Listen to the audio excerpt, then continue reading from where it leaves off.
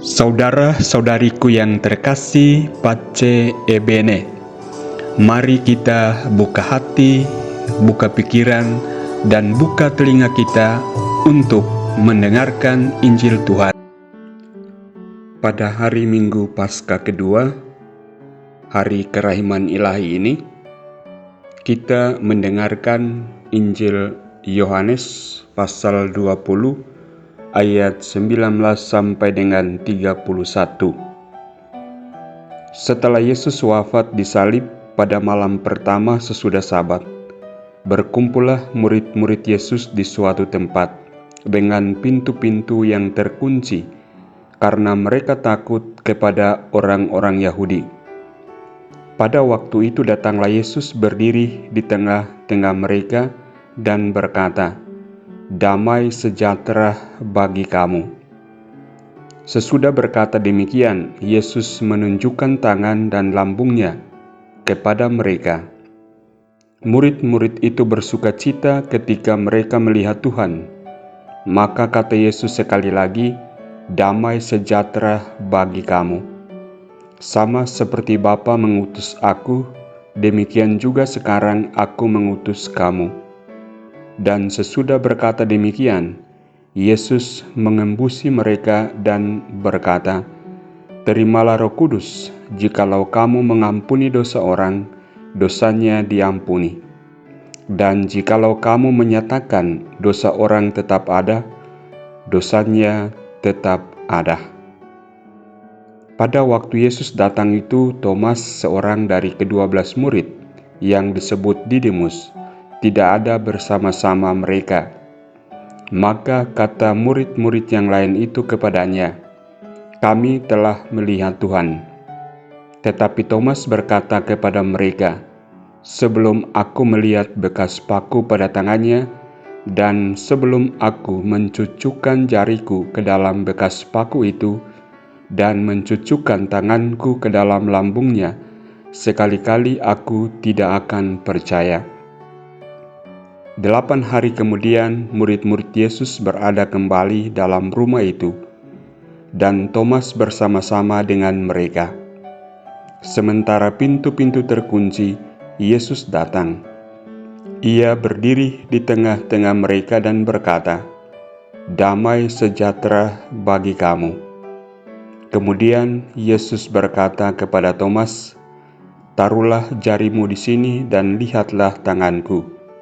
Ulurkanlah tanganmu dan cucukkan ke dalam lambungku, dan jangan engkau tidak percaya lagi, melainkan percayalah." Thomas menjawabnya, "Ya, Tuhanku dan Allahku." Kata Yesus kepadanya, "Karena telah melihat aku, maka engkau percaya. Berbahagialah mereka yang tidak melihat, namun percaya." Memang masih banyak tanda lain yang dibuat Yesus di depan mata murid-muridnya yang tidak tercatat dalam kitab ini.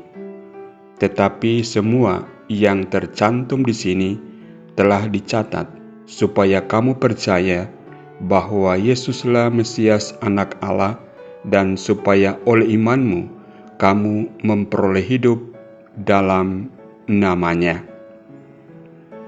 Saudara-saudariku yang terkasih, saat para murid berkumpul dalam ketakutan dan kebingungan, Yesus datang kepada mereka.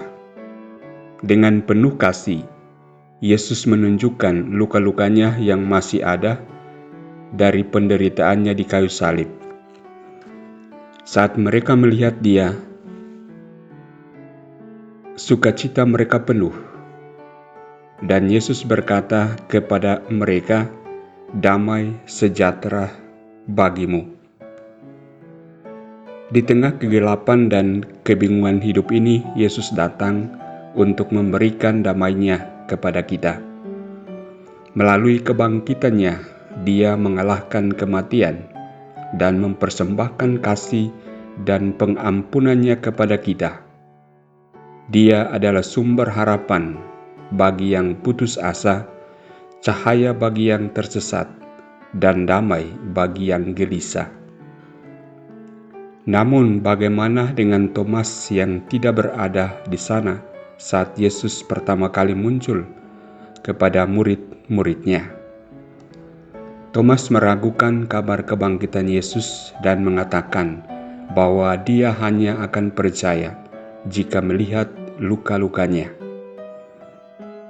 Tetapi ketika Yesus kemudian muncul kembali dan menunjukkan dirinya kepada Thomas, dengan lembut dia mengatakan, "Peluklah tanganku dan lihatlah luka-lukaku.